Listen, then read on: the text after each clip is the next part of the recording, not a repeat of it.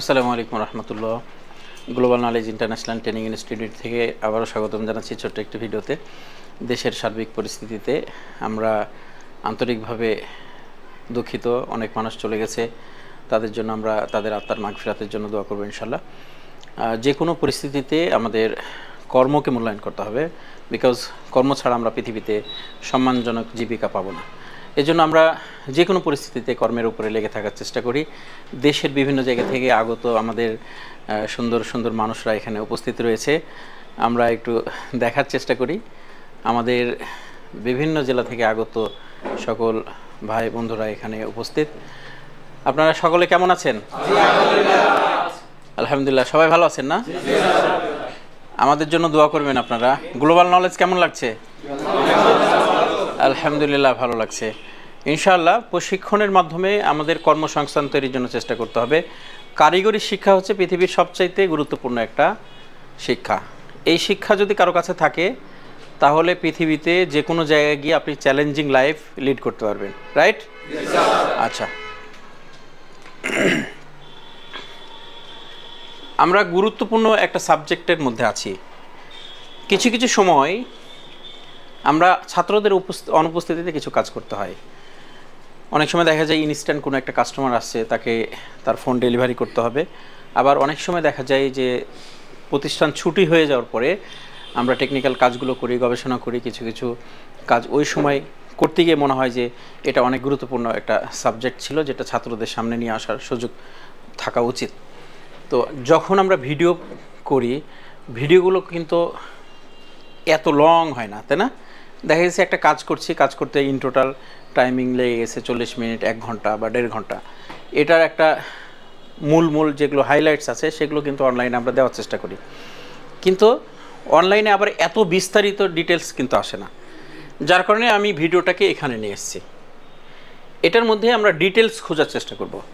আপনারা যে theory, practical এবং অ্যাডভান্স লেভেলগুলোকে এখান থেকে শিখেছেন সেটাকে এক জায়গায় করতে হবে না? তো এখান থেকে আমরা এই বিষয়গুলোকে প্রমাণের চেষ্টা করব। আর এখানে যে ফোনটা দেখতে পাচ্ছি সেটা হচ্ছে OnePlus Nord 2। এটা হচ্ছে 5G ফোন। 5G ফোনগুলো বর্তমান সময়ে টেকনিশিয়ানদের ভীতির একটা জায়গায় আছে, কারণ লেটেস্ট টেকনোলজি। এই ফোনটা আমার কাছে যখন আসলো, কাস্টমার বললো যে ফোনটা আমি ডিসপ্লে চেঞ্জ করব, এবং আজ থেকে প্রায় 10-15 দিন আগে এই ব্যক্তিটা একবার আমাদের সার্ভিস সেন্টারে এসেছিলো এবং এই ফোনটাকে রিপেয়ার, ডিসপ্লে চেঞ্জ করার জন্য দাম জানতে আসছিলো। তাকে দাম বলা হয়েছিল, সেই সময় সে ঠিক করেনি। ফোনটা রানিং ছিল, সে কথা বলছিল। গত পরশুদিন এই ফোনটা নিয়ে আবারও আসছে, সে বলছে আমাকে ডিসপ্লেটা লাগিয়ে দেন। তো ফোনটা নেওয়ার সময়ই ফোনটা চেক করা হয়েছে, দেখছি যে ফোনটা অন হচ্ছে না, কিন্তু ওনার বক্তব্য হচ্ছে যে ফোনটা আমি রানিং কথা বলছি। তো অনেক সময় কাস্টমাররা আমাদের কাছে সুযোগ গ্রহণ করে, হয়তো ফোনটা চলতে চলতে অফ হয়ে যাওয়ার পরে তিনি আসছেন, এরকম হতে পারে, অথবা সে জানেই না। যাই হোক, অনেক সময় কাস্টমার আমাদের কাছে সুযোগ গ্রহণ করে। তো ফোনটা যদি আমরা রিসিভ করার সময় চেক করে না নিতাম, তাহলে দেখা যেত পরবর্তীতে সেই বলতো আপনি রানিং ফোন দিয়েছে, আমাকে আগের পর্যায়ে করে দেন, হতে পারতো। যার কারণে এই বিষয়গুলোকে আমরা একটু গুরুত্ব সহকারে দেখব। কাস্টমার যখন আমাদের কাছে আসবে অবশ্যই আমরা চেকিংয়ের মাধ্যমে ফোনগুলো রিসিভ করব। তো চেকিং করার সময় ফোনের যেহেতু ডিসপ্লে নষ্ট, চেক করবেন কিভাবে? কিছু ফর্মুলা আছে। আমি স্মার্ট চার্জার প্রথমে দিয়েছি, তো স্মার্ট চার্জারে কাউন্টডাউন ফার্স্ট টাইম করেনি, কিন্তু সেকেন্ড টাইম আমি দেখতে পাচ্ছি যে 1.6 অ্যাম্পিয়ার সে গ্রহণ করছে চার্জিংয়ে। তার মানে চার্জ নিচ্ছে। ফোন কি ইনিশিয়ালি অন হয়? আচ্ছা, তাহলে ফোন ইনিশিয়ালি অন হচ্ছে, কিন্তু ফোনের ভিতরে সিম লাগিয়ে দেখতে হবে ফোনে ইনকামিং কল আসে কি না। তা আমরা ফোনে সিম লাগিয়েছি, সিম লাগানোর পরে ফোনে ইনকামিং কল আসে না, তার অর্থ এই যে ফোনটা অন হচ্ছে না। তো চার্জিং দেখেই আমরা কখনো যেন বিশ্লেষণ করে না ফেলি যে ফোনটা রান আছে। হ্যাঁ, ফোনটা ইনিশিয়ালি অন হচ্ছে বলতে কি চার্জিংটা অ্যাক্টিভেট করতে সে সক্ষম হচ্ছে। এখন ফোনটা ওনার কাছে ডেড অবস্থায় গ্রহণ করা হলো। মেমোতেও কিন্তু এই উল্লেখটাই করেছি আমরা, যে ফোনটা ডেড অবস্থায় গ্রহণ করা হয়েছে। না হলে কিন্তু কাস্টমার আপনাকে পরবর্তী সময় বিভ্রান্ত করতে পারে। এই বিষয়টা সবসময় গুরুত্ব রাখতে হবে। যারা অনলাইন আমাদেরকে দেখছেন, মোবাইল ফোন সার্ভিসিং সেক্টরে নতুন আসছেন, অভিজ্ঞতার কিছু ঘাটতি রয়েছে, তাদের জন্য আমাদের এটা হচ্ছে একদম গুরুত্বপূর্ণ অ্যাডভাইস। সেটা হচ্ছে একটা ফোন নেওয়ার সময় আমি দেখেছি যে এই সাইডে একটু স্ক্র্যাচ আছে। তো এটা আমি তাকে বলার প্রয়োজন মনে করিনি। ফোনটা রিসিভ করার সময় সে বলছে যে আমার এখানে দাগ ছিল না, ফোনটা কিভাবে দাগ ফেললেন? আমি বললাম আপনার ফোন তো খোলার প্রয়োজন হয়নি, আপনার ফোন তো সফটওয়্যারের কাজের জন্য দিয়েছিলেন। উনি মানতেই নারাজ, আমি দাগ ফোন ব্যবহার করব না, স্ক্র্যাচ আমার ভালো লাগে না, আমি ফোনকে অনেক যত্ন করি, মানে এখন ওকে ফোন কিনে দিতে হবে। এই অভিজ্ঞতার আলোকে বর্তমান সময়ে এখানে স্ক্রিনে এক জায়গায় ফাটা আছে, ডিসপ্লে সুন্দর কাজ করছে, টাচ স্মুথ কাজ করছে, তারপরে আমরা মেমোতে ডকুমেন্ট তৈরি করে নিই যে আপনার পিছনে দাগ আছে, আপনার স্ক্রিনের এক কর্নার ফাটা রয়েছে, এই ডিটেলসগুলো আমরা মেমোতে উল্লেখ করি। তো আপনারা এই বিষয়টা গুরুত্ব সহকারে দেখবেন, ঠিক আছে? তো আমি এই ফোনটা যখন নিয়েছি, নেওয়ার পরে আমি কাজটা করছি কিভাবে সে বিষয়টা এখানে আমরা বিশ্লেষণ করব। ফার্স্ট টাইম আমরা দেখতে পাচ্ছি যে এখানে ফোনটা খোলা, মিটার আমরা প্রস্তুত করছি, এবার পাওয়ার সাপ্লাই প্রস্তুত করছি। এটা হচ্ছে সেই মাদারবোর্ড। মাদারবোর্ড এখনও ক্লিন আছে অলমোস্ট। এখানে আমরা ব্যাটারি দেখতে পাচ্ছি, আমরা এখানে পাওয়ার সাপ্লাই হট এয়ার গান 385 এবং বাতাসে 34-এ আমরা ফিক্স করলাম। ব্যাটারি দুইটা, এটার কারণ কি বলেন তো? বর্তমান সময়ে মোবাইল ফোনগুলোতে ব্যাটারির ভোল্টেজ প্রায় 8 ভোল্ট। দুটো ব্যাটারি, এটা সিরিজ করা আছে, সিরিজ মানে ডাবল। যদি এটা প্যারালাল করা থাকতো 4 ভোল্টেই কাজ করতো, ঠিক আছে? তো বর্তমান সময়ে আমরা অনেক সময় ব্যাটারির ভোল্টেজ চেক করতে যাই, ভোল্টেজ লেস আছে, আমরা বুঝতে পারছি না। আবার এই ব্যাটারিটা যদি আপনি কখনো ভোল্টেজ বুস্ট করতে চান, তাহলেও কিন্তু আপনার পাওয়ার সাপ্লাই দিয়ে বুস্ট করতে গেলে আপনাকে প্রায় 8.5-9 ভোল্ট দিয়ে আপনাকে ব্যাটারি বুস্ট করতে হবে। এটা কিন্তু গুরুত্বপূর্ণ বিষয়। তার মানে ফোনের প্রাইমারি যে ভোল্টেজটা সেটা কিন্তু বাড়ছে, প্রযুক্তি কিন্তু চেঞ্জ হচ্ছে, ঠিক আছে? এখানে দেখেন, ফার্স্ট টাইম আমি ব্যাটারির ভোল্টেজ চেক করছি। ব্যাটারির ভোল্টেজ কত দেখায় একটু খেয়াল করবেন।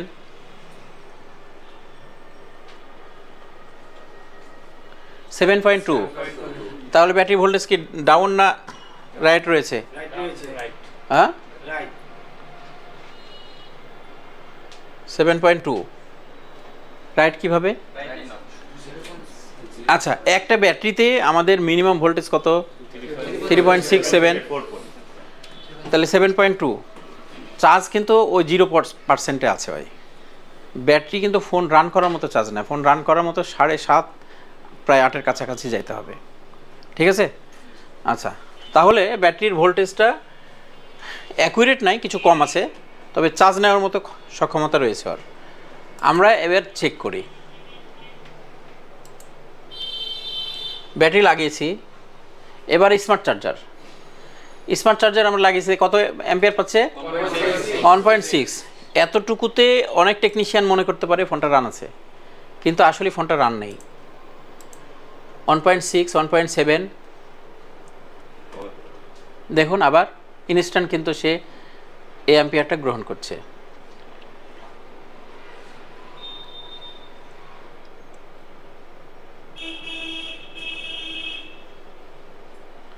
পাওয়ার সাপ্লাই চেক করার জন্য আমরা আইবুটে আসছিলাম। গুরুত্বপূর্ণ বিষয়, বর্তমান সময়ে যে আপনাদের পাওয়ার সাপ্লাইয়ের যে অ্যান্ড্রয়েড কেবল ব্যবহার করেন, এই কেবলগুলো চলবে না এই ফোনগুলোতে, কারণ এখানে অন করার জন্য কত ভোল্ট লাগবে? হ্যাঁ, 8 ভোল্ট প্লাস। আর আপনার এই বুট কেবলগুলো 5 ভোল্টের উপরে নিতে পারবে না। আমরা এটাই দেখেছি এখানে, যে এখানে আমাদের কারেন্ট অ্যাম্পিয়ার যেটা নিচ্ছে দেখেন, এই ডিভাইসের কিন্তু একটা অ্যাম্পিয়ার গ্রহণের সক্ষমতা রয়েছে। যেমন আমরা সানশাইনের যে আমরা পাওয়ার কেবলটা ব্যবহার করি, এই যে ডিভাইসটা আছে না, এটাতে 0.1 গ্রহণ করে অ্যাম্পিয়ার, 0.1, এটা অটো। আর আমরা এটা দেখতে পাচ্ছি সানশাইনের আইবুটে আমাদের 0.5 পাই, 0.05। তো এটা মাথায় রাখতে হবে, এটা হচ্ছে আপনার ফোনের রিডিং না, বরং হচ্ছে এই ডিভাইসের রিডিং। 4.2 আমরা ভোল্টেজটা বাড়াবো, কারণ ওই ফোনটা কানেক্ট করতে হবে। ওভার হয়ে যাচ্ছে, এই ভোল্টেজটা ওভার হয়ে যাচ্ছে, যার কারণে বিপ দিচ্ছে। তার মানে আমার এই ডিভাইস দিয়ে আমাদের ফোন এখন চেকিং করা সম্ভব নয়। আমি এখান থেকে কেবল খুলে নিয়েছি, খুলে নিয়ে আমি এটা বাড়াচ্ছি, এরপর কেবল কানেক্ট করলে আবার এই সার্কিটটা শর্ট হবে, এই যে ইরর, ঠিক আছে। যার কারণে আমরা আইবোর্ড দিয়ে এখন চেক করতে পারছি না। যদি আমরা এটা চেক করতে চাই অবশ্যই আপডেট আমাদেরকে কেবল লাগাতে হবে। এই বিষয়টা ক্লিয়ার? জি স্যার। আচ্ছা, এখন আসি আমরা সামনের দিকে যাই। আচ্ছা, আমরা এখানে দেখতে পাচ্ছি যে একটু ভিন্নভাবে দেখতে হবে। এখানে আমরা যেহেতু প্যানেল লাগানো আছে, তো প্যানেলগুলো তো আমরা ফার্স্ট টাইম তুলতে পারবো না, আগে আমাদেরকে চেক আউট করতে হবে। ফোনের আমরা সিল্ডিং তুললে ফোন কিন্তু অনেক দুর্বল হয়, যার কারণে সিল্ডিংগুলো আমরা সরাসরি না তুলে যতটুকু দেখা যায় সেগুলোর মধ্যে আগে ট্রাই করতে হবে। তো আমরা এখানে দেখতে পাচ্ছি দেখুন একটা ক্যাপাসিটর এখানে শর্ট ক্লিপ দেয়, এবং এখানে রিডিং কত আছে আমরা দেখি। আমাদের মিটারের রিডিং ক্যাপাসিটরটা এক সাইডে আমরা দেখতে পাচ্ছি যে গ্রাউন্ড দেখাচ্ছে, এবং এখানে আমাদের ওহম যেটা রয়েছে ওহমটা দেখতে হবে। ওহম হচ্ছে 0.4, ক্যাপাসিটর অপর সাইডে 0.6। ক্যাপাসিটর এক সাইডে ছিল 0.4, অন্য সাইডে 0.6। 0.6 যে সাইডে সেটাই হচ্ছে আমাদের পজিটিভ সাইড, ঠিক আছে।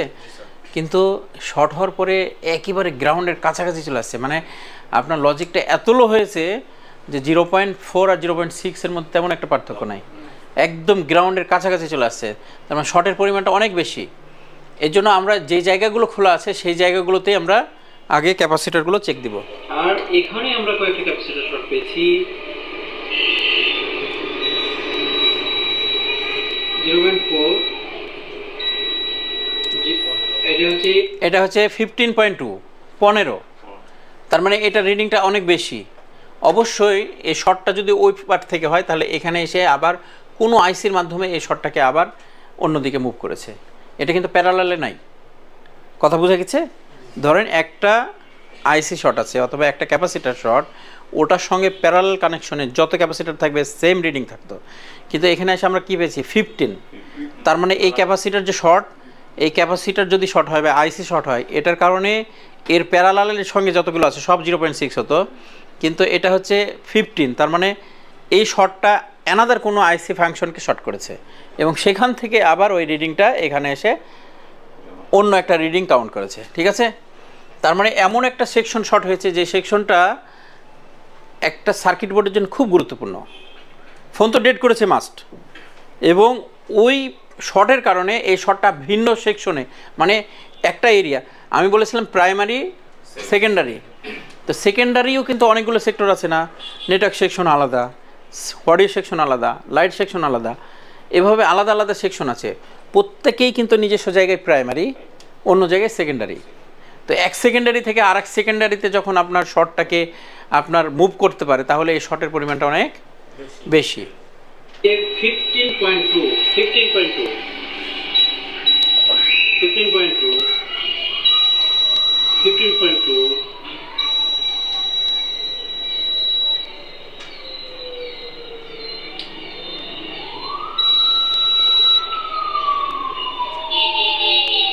এগুলো হচ্ছে বাক সেকশন, বাক সেকশনের যে ক্যাপাসিটরগুলো আছে সেগুলো শর্ট দেখায়।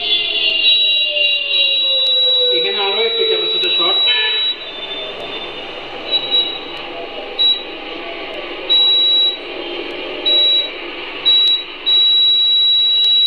এটা হচ্ছে 0.6, 0.4। এটা হচ্ছে ওই প্যারালাল কানেকশনের মধ্যে আসে। এখন আমার কাজ ছিল কি, যেহেতু অনেকগুলো সেকশন শর্ট দেখাচ্ছে, যদি বাইরে থেকে কোনো আমরা সেকশন পেতাম তাহলে অবশ্যই সিলিং না উঠে কাজ করতাম, কিন্তু এখন সিলিং ওঠানোটা জরুরি ছিল। এবং সিলিং ওঠানোর সময় আমি যে বিষয়টা আপনাকে অ্যাডভাইস করবো, এটা খুলতে খুলতে আমি বলি, একটা সার্কিট বোর্ড এই সিলিং ওঠানোর সময় এখানে সেন্ট্রাল প্রসেসিং ইউনিট আছে, ইএমএমসি আছে, অ্যানাদার সেকশনগুলো সব পেস্টিং আছে, এগুলো ডুয়েল ডেকার। তাহলে হিট দিয়ে আপনি সিলিং তুলতে গেলে কিন্তু দেখা যাচ্ছে হিতে বিপরীত হতে পারে। এই জন্য আপনাকে কাটিং প্লাস ব্যবহার করার একটা ভালো দক্ষতা অর্জন করতে হবে। আমি কিন্তু এই কেটে কেটেই স্মুথলি এটা তোলার চেষ্টা করেছি, এবং সিলিংটা উঠিয়ে আমি কাজ করেছি। দেখুন এখান থেকে আমরা যে যে জায়গাগুলো চেক করতে পারিনি আগে সেগুলো চেক করছি, বুঝতে পারছেন আপনারা? মোবাইল ফোন রিপেয়ার একটা শিল্প, এবং এই কাজ করতে পারাটা যে কতটা গর্বের। মানে মোবাইল ফোন কিন্তু সর্বোচ্চ স্মার্ট একটা ডিভাইস ওয়ার্ল্ডের বুকে। মানে ছোটোখাটো শ্যালো মেশিনের মেকার হয়, মোটরসাইকেলের মেকার হয়, এগুলো কিন্তু সর্বপর্যায়ে নাই, কিন্তু মোবাইল ফোন কি সর্বপর্যায়ে না?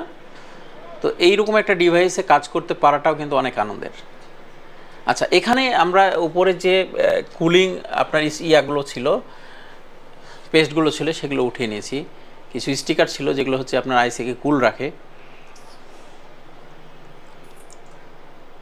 এখন আমরা যেটা করলাম সেটা হচ্ছে যে সিলিং উঠে ফেলছি এবং আমরা প্রত্যেকটা কম্পোনেন্টে স্মোক থেরাপি দেওয়ার জন্য স্মোক দিয়েছি, ঠিক আছে, যেটা রজন দিয়ে দেওয়া হয়েছে। এবং স্মোক দেওয়ার পরে আমি কিন্তু সেকেন্ড পিসিপিতে যতগুলো বেজ আছে, বিশেষ করে চার্জিং অ্যাক্টিভ করব এখন। মানে আমি যে চার্জারটা ইউজ করছি সেটা হচ্ছে 80 ওয়াটের একটা চার্জার, আর যে ফোনটা আমি কাজ করছিলাম এটাও মেবি 80 থেকে 100 ওয়াটের চার্জার কাউন্ট করে, ঠিক আছে। তো এই বেশি ওয়াটের চার্জার দিয়ে আমি পরীক্ষা করব অ্যাম্পিয়ার যদি ঢুকে তাহলে কোনো একটা সেকশন সে গরম করতে পারে, ঠিক আছে। এর জন্য যেহেতু বর্তমান সময়ে চার্জিং অ্যাম্পিয়ার আর ব্যাটারি অ্যাম্পিয়ার দুটোই কোথায় টাচ করে? চার্জিং আইসিতে। মানে যাওয়া আসা যে কোনো ক্ষেত্রে চার্জিং আইসি ব্যবহার হবেই। অতএব আমি চার্জারটাকে ব্যবহার করার জন্য প্রিপারেশন নিয়েছি। চার্জার ইন, স্মোক দিয়েছি, কোনো সেকশন গরম হলে অবশ্যই সেই স্মোকটা পুড়বে, তাই না? এদিকে কোনো কিছু নাই, দেখুন ক্লিন। অপোজিট সাইডে আমি একটা সমস্যা পেয়েছি, এখন এটা আমরা খুলব। এই যে এই জায়গাটা গলেছে, এটা হচ্ছে একটা আইসি। এখন কি মনে হচ্ছে? আইসিটা শর্ট না? আইসি কি করতে হবে? রিমুভ করতে হবে। আচ্ছা, আমরা একটু শুনি, একটু। পুরানো টেকনিশিয়ান না স্যার, আগে থেকে কাজ করে কে? হ্যাঁ, শাকিল, মিস্টার শাকিল। আপনি আগে এভাবে চেক করতেন? জি না, কখনই না। কখনোই না। এখন এই চেকিংগুলো করতে পারেন ইনশাআল্লাহ। এখন কি মনে হচ্ছে আপনার? আইসি সমস্যা, আইসি এখন চেঞ্জ করবো না কি করবো? চেঞ্জ করতে হবে শর্ট। আচ্ছা, শাকিল বলেছে। শাকিলের বাসা কোথায়? নারায়ণগঞ্জ। নারায়ণগঞ্জ। কত বছরের এক্সপিরিয়েন্স? 5 বছর। 5 ইয়ার্স, মাশাআল্লাহ। আচ্ছা, শাকিল বলেছে আইসি চেঞ্জ করতে হবে। আমরা একটু দেখি। হ্যাঁ, বিজয়ী ব্যক্তিরা একই কাজ ভিন্নভাবে করে, ঠিক আছে। মানে একটা থিওরি শিখলে, আমার একটা সেলসম্যান ছিল, ওকে আমি একদিন শিখাই দিয়েছিলাম আমি কিভাবে ডিল করছি দেখেন। তা আমি ওনাকে বলছি, কাস্টমারকে বলছি যে এগুলোতে আসলে আহামরি কোনো লাভ হয় না।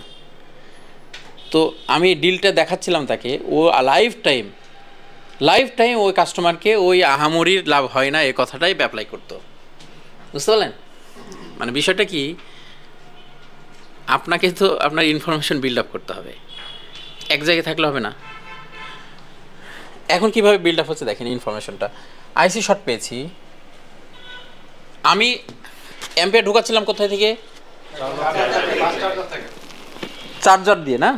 তাহলে চার্জিং পোর্ট থেকে আমাদের হচ্ছে সেকেন্ড পিসিবি, ফ্লেক্স, তারপর বিটিবি কানেক্টর, তারপরে আপনার চার্জিং আইসি হয়ে তারপরে এখানে আসছিল, রাইট? আগে তো অনেকগুলো সেকশন আছে, এই জন্য আমি ওই সেকশনে গেলাম না। আমি একদম যেই সেকশনে সাধারণত গরম হচ্ছে এই সেকশনে আমি এসে ওয়ার্ক করব। এই সেকশনের ইনপুট আর আউটপুট আছে, ঠিক আছে। আমি ইনপুট আউটপুট এই দুইটা জায়গায় চেক করার চেষ্টা করব। খেয়াল করেন, আমি এটা মিটার ধরেছি জাস্ট এই কোন কোন ক্যাপাসিটার শর্ট আছে আবার মেজার করার জন্য। হ্যাঁ,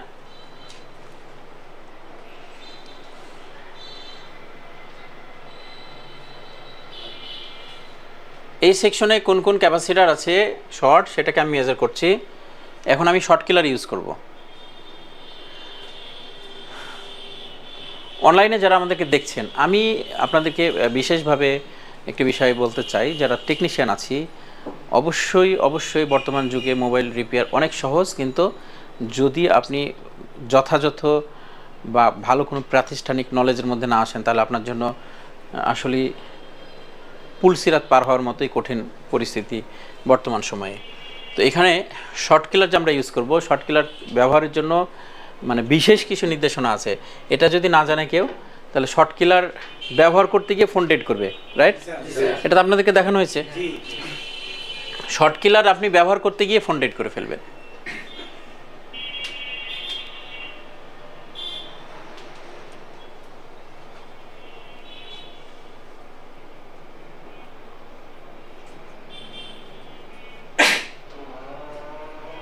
আমি রিডিংটা বোঝার চেষ্টা করছি।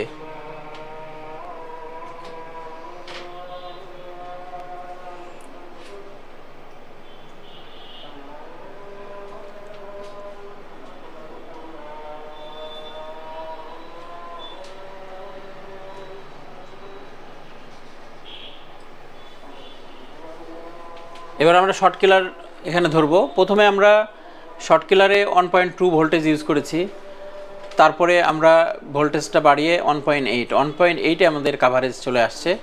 দেখুন, পাইছেন? হ্যাঁ, আবারও দেখাই।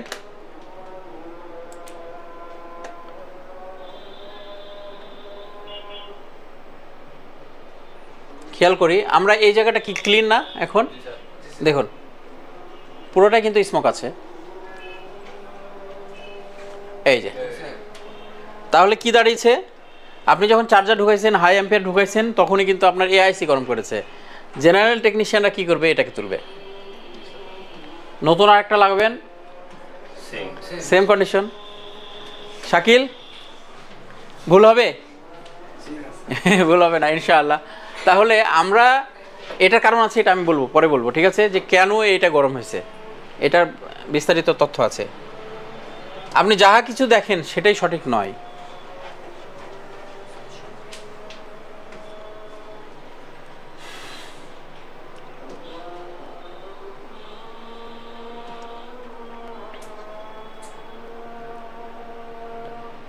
আমি ওইটাই গরম কিনা এটা আমি নিশ্চিত করতেছি। হ্যাঁ,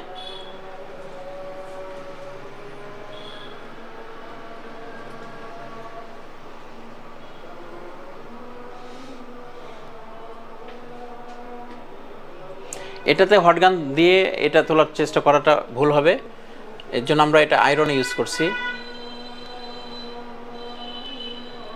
ওকে, এই ক্যাপাসিটরটা ওকে আছে কিনা?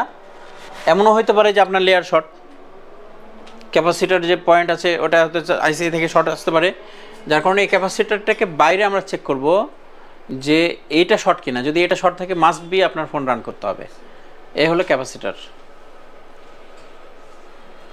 মাইক্রোস্কোপে কত ছোট যে আমার হাতের একটা রেখার উপরে দাঁড়িয়ে আছে, সে এত ছোট, খালি চোখে একে মেজার করা খুব মুশকিল ছিল। আমরা এটা চেক দিই।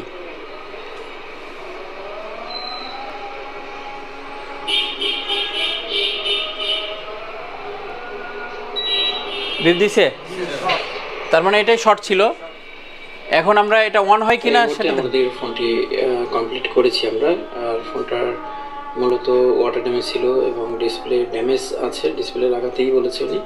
তো আমরা ফোনটা অন পাচ্ছিলাম না। তো এখন এই মুহূর্তে আমরা ব্যাটারি কানেক্ট করি। আগে আমাদের এখানে রেটিং কত ছিল সেটা আমরা দেখব। চার্জার লাগিয়েছি, আগে আমাদের রিডিং ছিল মোটামুটি 1.6 এর মতো না, এখন কত? 1.8, 1.9। তাহলে কিছুটা বেশি পাচ্ছে, তাহলে পরিবর্তন হয়েছে।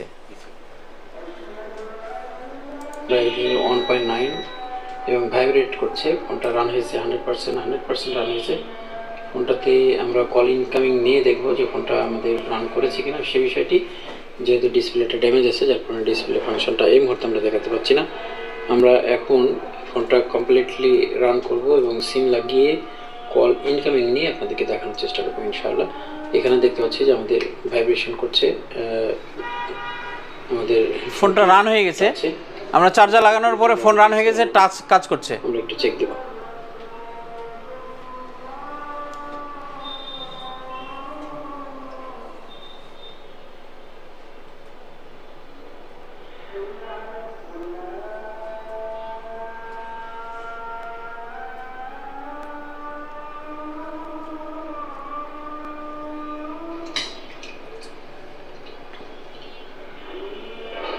আমার ফোনটা অন করেছি, ভাইব্রেট করেছে, কমপ্লিটলি অন হতে আধা মিনিটের মতো সময় লাগবে, যেহেতু আমরা এই ফোনগুলো মোটামুটি 8 GB র্যামের ফোন।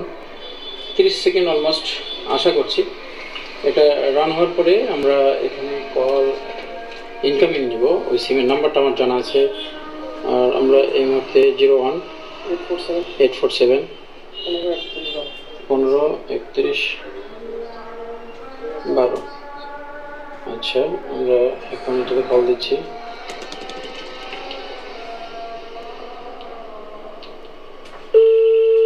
কল ঢুকছে, সম্ভবত ফোনটা ভাইব্রেট করা ছিল।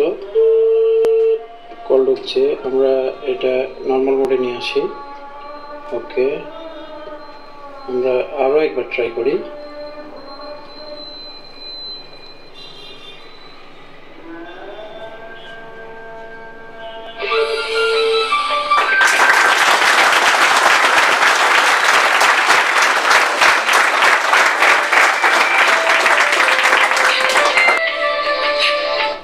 রিসিভ হয়ে গেছে। Hello hello hello hello hello hello, এখানে তো লাউড দেওয়া নাই, কিন্তু এটাতে দেওয়া আছে, আমরা দেখতে পাচ্ছি। Hello hello hello.